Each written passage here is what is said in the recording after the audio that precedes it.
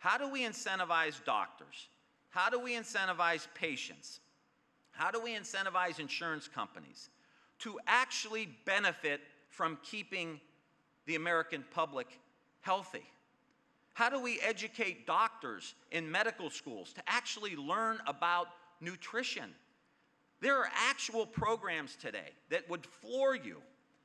One of them gave people who had diabetes, gave them $2,400 of healthy food, okay? And reduced their health care costs by 80% with food, like real food, not fake food, like real food.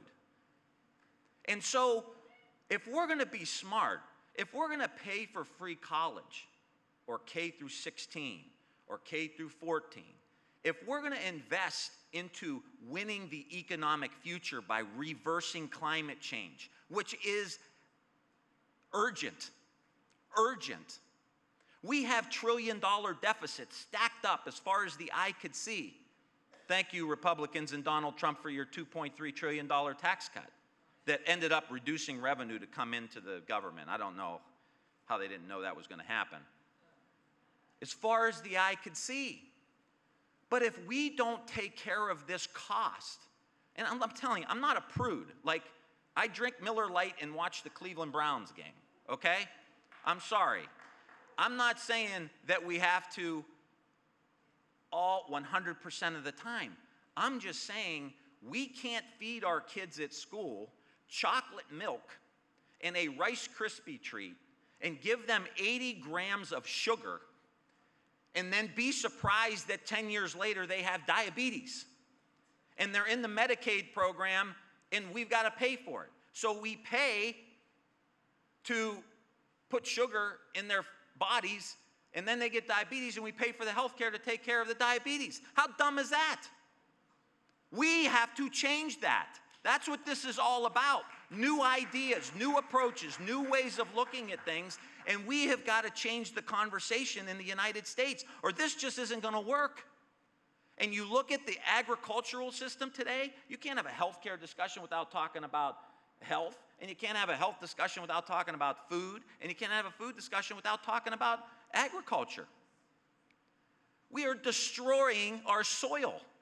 We are destroying our planet with the current industrial farming. There is a monopoly in the agricultural industry. Farmers haven't made a profit in 5 years. 5 years.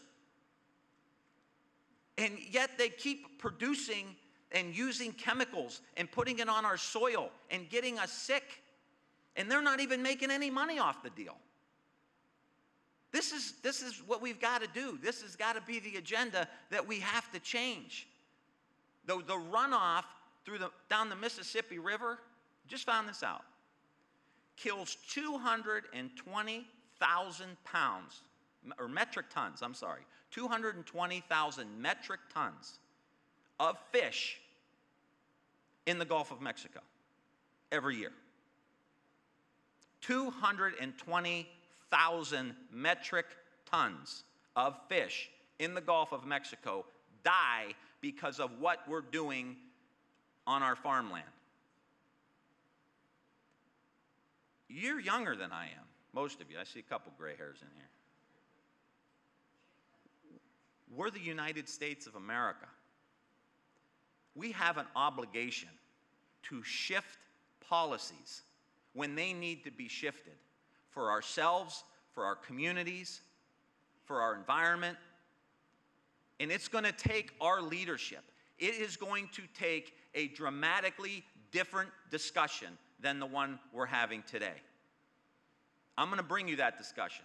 Maybe you'll vote for me, maybe you won't. But we're going to have this discussion. We're going to talk about innovation in our schools. We have kids going to our schools. Over 50% of the kids that go to our public schools in the United States of America are low income and live in poverty. And they come with what you know and I know now are adverse childhood experiences. And we know when a kid has an adverse childhood experience, it could be divorce, it could be job loss, it could be a parent who has an addiction, it could be they have an addiction, it could be gangs in their community. It could be all kinds of different things. But we know that these kids are coming to our school in trauma. And we know that your brain can't learn when it's in trauma. I will be pushing a holistic agenda, not just around good food in our schools, but also around social and emotional learning in every single school across the United States to start taking care of our children. We now know more about the brain. We've learned more about the brain in the last 20 years than we have in the previous 200. And my job as president, when I walk into the Oval Office, is to say, how do we take the latest science, the latest research, the latest evidence, the latest data, and push it into public policies that will actually help address the problems? And when you look at social and emotional learning, in a robust study across the board, shows an 11 percentile point increase in test scores, closes the achievement gap, 10% increase in good behavior, 10% decrease in antisocial behavior, 20% swing in the climate of the schools. What are we waiting for? They're our kids. These are our kids. They're your kids. They're my kids.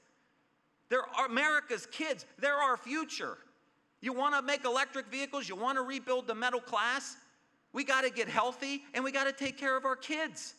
This is fundamental to our future. And so if we have the knowledge, if we have the understanding of what needs to be done, we are lacking the vision and the political leadership to get it done. How do we rebuild our communities again that have been hollowed out? I come from outside of Youngstown, the epicenter of deindustrialization. How do we build vibrant, walkable, dense communities that are built around art and exercise and river walks and amphitheaters and music and connection? I mean, the underlying problem in the United States today is we're disconnected. We think we're connected because we got these God-blessed phones, right, that drive us crazy. But we're not connected. We've got a high teen suicide rate. The highest rate of suicide in the United States is farmers. We still have 20 vets a day that are taking their own life. What are we doing in the United States today? This is ridiculous. I'm just telling you, I'm fed up. I'm fed up and I'm running for president. And I'm telling you, we're going to put an agenda together. We are going to put an agenda together that is actually going to give real solutions. There's traumatized kids, we're doing social and emotional learning. There's sick people, we're going to get healthy and we're going to get our food system right. People are getting discriminated against and going to prison unnecessarily. We're going to fix the criminal justice system in the United States. We have an immigration issue in the United States. We are going to be a strong country with a strong border and know who's coming in and out, but we are going to have a compassionate, economically viable immigration system in the United States of America. And I will just tell you this. Look, I'm just a kid from steel country, right? But I've been watching this for almost 20 years in Congress. Our country needs to change. Not small change, but fundamental change. We need to solve problems. We don't need political debates. We know what the answers are. They're in schools and communities across our country. They're in hospitals and clinics across our country. And we need to do something about it. And if we don't, it's going to be very hard for us to make up because we're falling behind economically, we're falling behind with our budget, we're getting sicker every day, and we've got to make some changes. And the only way we're going to do that is if someone like me steps up and says what I want to say and what I think needs to be done, and some of you think it's a good idea and you want to have a different conversation, and you help me. You know, you go to timryanforamerica.com and you chip in. You help me get signatures so I can get on a debate stage. If you think we need to have somebody on the debate stage in June and July, talking about social and emotional learning and food and agriculture and these fundamental problems, then I need your help. I can't do this by myself, but I'm going to provide you with a dramatically different discussion than the one we're having today in the United States. And I will tell you this from my heart. If I get the nomination, I will kick Donald Trump's rear end all over the Great Lakes. I will tell you that right now. We will win Pennsylvania, we'll win Ohio, we'll win Michigan, we'll win Wisconsin, and we'll send them back to Mar-a-Lago full time, okay? That's the agenda. And I will just say to you, lastly, a great quote Bobby Kennedy used to use at the end of his very brief campaign. He said, "I do not promise you ease. I do not promise you comfort. But I will promise you these. I'll promise you weariness. I'll promise you hardship. And I'll promise you sacrifice. But with these, I will promise you victory." Victory.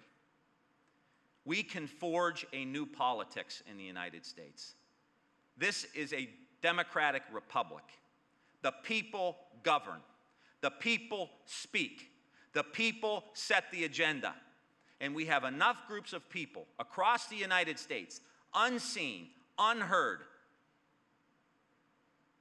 that can build a coalition from urban America to rural America. Black, white, brown, gay, straight, immigrant, citizen, that wants to rebuild this great concept of America. And it is definitely each generation's obligation to make the change that is needed. Deep structural change, not around the edges. I'm going to tell you one quick story. In 1977, when the Youngstown Sheet and Tube closed and we lost tens of thousands of jobs in my town, the technology in the factory was pre-World War I.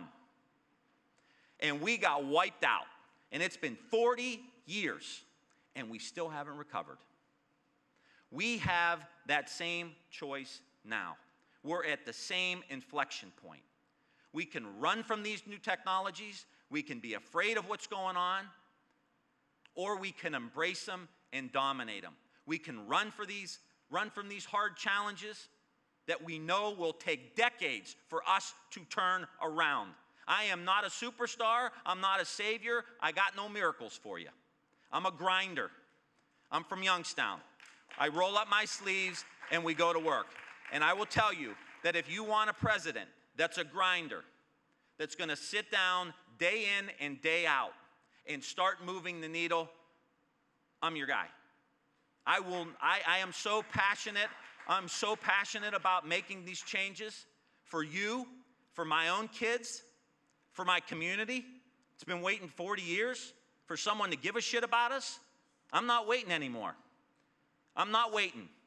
And we're not going to leave this agenda to our kids to help them, to give to them, hopefully they can clean up. And if you want to help, I would love to have your help and support. TimRyanForAmerica.com. Take out your phone, send me $2, help me get on that debate stage, work for my campaign. We're going to make a big, big difference. And when it's all said and done, when we change the food system, when we reform the education system, when we reform the government, when we're the mass producer of electric vehicles and all things green manufacturing, you're going to be able to say you were there when it all started. Thank you so much.